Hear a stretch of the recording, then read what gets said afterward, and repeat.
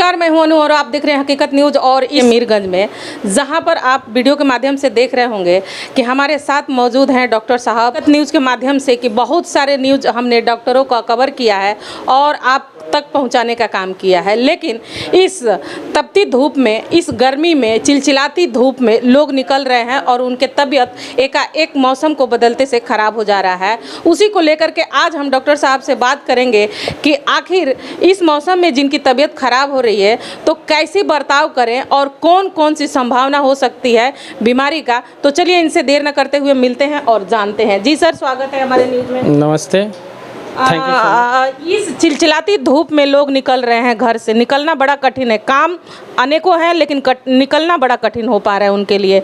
तो इसमें क्या लग रहा है, कौन कौन सी बीमारियां संभावना हो सकती है? देखिए, अभी जो मौसम चल रहा है बहुत ही ख़तरनाक मौसम है। इसमें निकलने से क्या होता है, एक ही चीज़ है। पहला तो डिहाइड्रेशन होगा पेशेंट को, और दूसरे में क्या होगा कि बॉडी में रुक्षता बढ़ेगा। रुक्षता बढ़ने से बहुत सारे दिक्कत होता है, जैसे पूरा बॉडी में मलेज टाइप के हो जाएगा, बुखार जैसा हो जाएगा, घुटने में दर्द जिसे लोग बोलते हैं गठिया होना। अगर पूर्ण रूप से अगर उनका विहार और आहार दोनों अगर एक जैसा है, मिलता जुलता है, जैसे अब कहने का मतलब कि बिहार मतलब वो घूम रहे हैं, क्या काम कर रहे हैं। और कुछ लोग होते हैं कि जैसे अभी खेती का काम करते हैं तो उनका क्या है, ये बिहार है। उससे भी क्या होता है, रुक्षतापन बढ़ता है। और खान पान, जैसे कुछ लोग गांव के लोग होते हैं जो गरीब होते हैं, उनको बहुत सारे चीज़ नहीं मिल पाते हैं। ठंडा पानी उनको नहीं मिल पाता है, कैसे ही पानी पीते हैं। बहुत सारे फ्रूट्स जो सलाद हैं, फ्रूट्स है जिसमें जल की मात्रा ज़्यादा है, वो नहीं मिल पाता है। तो वो लोग ज़्यादातर क्या होते हैं, डिहाइड्रेशन का शिकार होते हैं। और क्या होता है कि जिन लोगों में जैसे ओल्ड एज है तो उन लोगों में तो ऑलरेडी पानी की कमी होती है, क्योंकि हमारे शास्त्र में बोला है कि जो पानी की मात्रा जो होता है सबसे ज़्यादा बच्चों में होता है। उसके बाद से क्या होता है कि पानी की कम मात्रा ओल्ड एज में हो जाता है, और ओल्ड एज में क्या होता है कि रुक्षता बढ़ती है। इसीलिए बोला गया था कि पहले भी बोला था कि दिनचर्या पे आपने हमसे सवाल किया। दिनचर्या का मतलब डेली रेजिमेंट्स क्या होना चाहिए। तो पहले जो शास्त्रों में था, डेली सुबह उठते थे लोग, उठने के बाद स्नान करते थे, बॉडी का मसाज करते थे, अभ्यंग करते थे।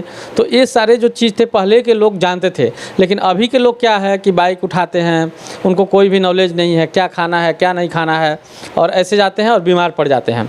और पहले के लोग जो है सत्तू खाते थे, तो सत्तू खाने से भी उन लोगों को पता था कि क्या किस मौसम में क्या खाना चाहिए। आम का चटनी खाते थे, तो उससे क्या है कि उनको ज़्यादातर पानी पीते थे और पानी उनके शरीर में कमी नहीं होता था। लेकिन अभी क्या है कि अभी के जो लोग हैं उनको रेजिमेंट्स ही पता नहीं है।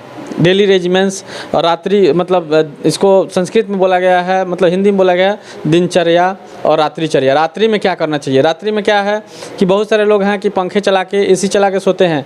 लेकिन शास्त्र में भी बोला गया है कि रात्रि में खुले आसमान में सोना चाहिए, इसलिए कि जो भी जैसे दिन भर का थका हुआ इंसान, और जितने भी दिन भर में आप धूप ली हैं, डिहाइड्रेशन में गई हैं, तो रात्रि में क्या होता है कि शीतलता, जो चंद्रमा की शीतलता है ओस पड़ता है, पहले लोग बोलते थे, तो वो क्या होता है बॉडी को नरिशमेंट कर देता है।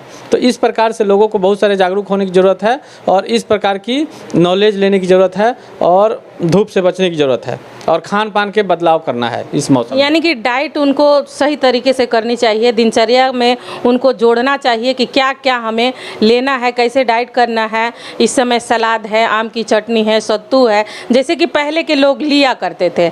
अभी शायद नहीं हो पा रहा है, उतना नहीं ले पा रहे। अब गृहस्थ लोग जो होते हैं, खेत की कटनी है, धूप में निकलना है, और लोगों को इसमें कौन कौन सी बीमारियां संभावना कर सकता है। जैसे कभी कभी लगता है बॉडी में ठंडी आ जाता है, एकाएक बुखार हो जाता है, सर्दी जुकाम एकाएक हो जाता है। तो ऐसे कौन कौन सी बीमारी हो सकती है? देखिए, अभी जो है हमारा जो बॉडी जो भी हमारा शरीर है, मानव शरीर 5 एलिमेंट्स से बना होता है। जल उसमें रहता है, उसमें अग्नि रहता है। जैसे अगर अग्नि कमज़ोर है, जैसे कुछ बोलते हैं लोग, तो जैसे आपका फायर कमज़ोर है, जैसे डाइजेस्टिव सिस्टम कमज़ोर है, तो डाइजेस्टिव सिस्टम कमज़ोर है, पाचन नहीं होगा, उसके वजह से एब्जॉर्प्शन नहीं होगा, तो डिहाइड्रेशन में होगा। अभी कुछ लोग बोलते हैं कि आम भाषा में कि मल पड़ गया है, आप सुनी होंगी। मेरे पास पेशेंट आते हैं तो मल पड़ गया है, यानी क्या है कि वो प्रॉपर ढंग से पानी नहीं पी पाते हैं, और एमेबिक जैसे पानी पीते हैं वो एमेबिक डाइसेंट्री हो जाता जाता है, किसी किसी को आँव जैसा हो जाता है। तो ये सारे क्या है, खान पान और पानी की वजह से होता है।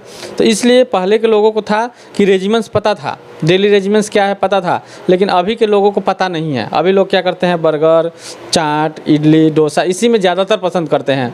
और उसमें देखिएगा पानी की मात्रा कम होता है। उससे क्या होता है कि लैट्रिन सूख जाता है।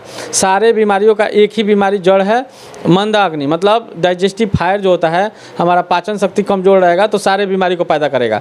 जैसे एक भिखारी को देखिए, एग्जाम्पल बोल रहा हूँ, एक भिखारी है, उसको खाने को नहीं मिलता है और डाइजेस्टिव सिस्टम उसका इतना स्ट्रांग रहता है, इतना स्ट्रांग रहता है कि कोई बासी भी दे देता है, कोई दाल देता है, उसी में वो कटोरा में लेता है, पूरा खा जाता है, उसका पाचन हो जाता है। और देखते होंगे अमीर के लोग हैं, अमीर लोग हैं, खूब अच्छा चीज़ खाते हैं, लूज मोशन हो जाता है, पेट ठीक नहीं रहता है, पचता नहीं है, कब्ज बना है, इनो पीते हैं। तो ये सारी बातें हैं। तो सबसे पहले अपने डाइजेस्टिव फायर को स्ट्रांग रखना है और इसको स्ट्रांग करने के लिए क्या है कि खान पान क्या रेजिमेंट्स होना चाहिए मौसम के अनुसार, उसको हम लोग को मतलब चेंज करना है।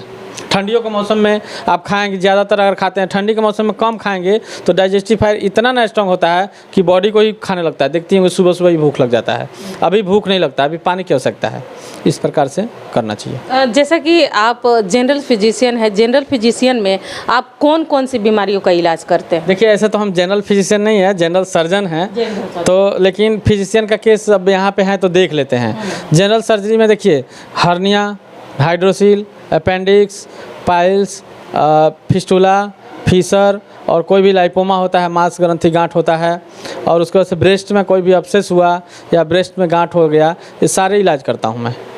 पाइल्स को लेकर के सर लोग बड़ा कंफ्यूज रहते हैं और बड़ी तकलीफ़ों का सामना करते हैं, तो उस बीमारियों को कैसे निदान पा सकते हैं? देखिए, एक बीमारी है जिसको हम लोग बोलते हैं पाइल्स, और एक प्रोस्टेट, दो मेल में बीमारी होता है। ये बीमारी नहीं है, ये नेचुरल सबको है, लेकिन क्या होता है कि अवस्था के कारण ये बढ़ता है, घटता है।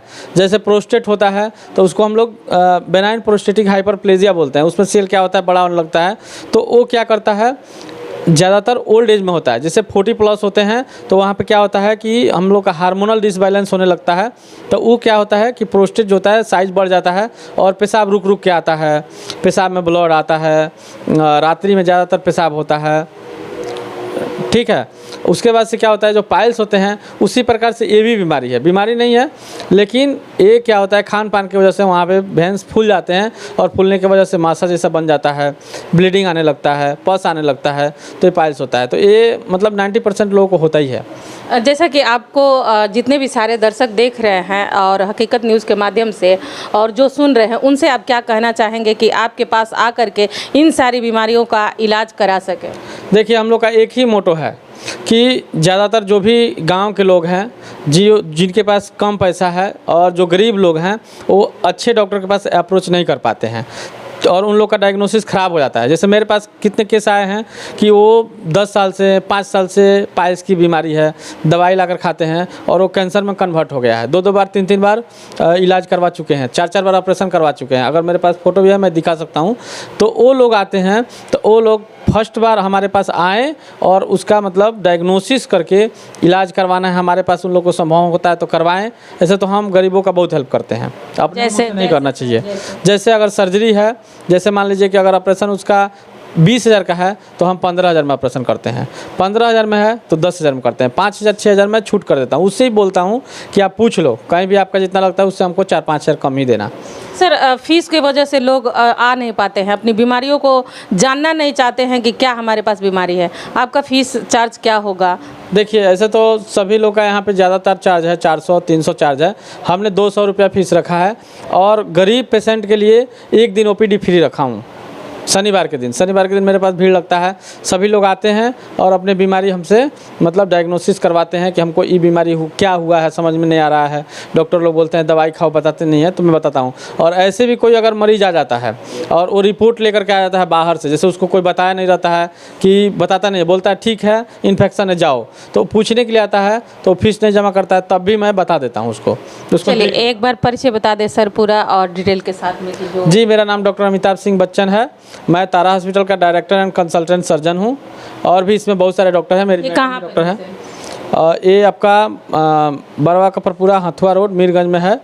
और इस मल्टी स्पेशलिटी में मैडम भी है मेरी जो डेंटिस्ट हैं और मैं जनरल सर्जन। कॉन्टैक्ट नंबर बता दें सर। 9449685098।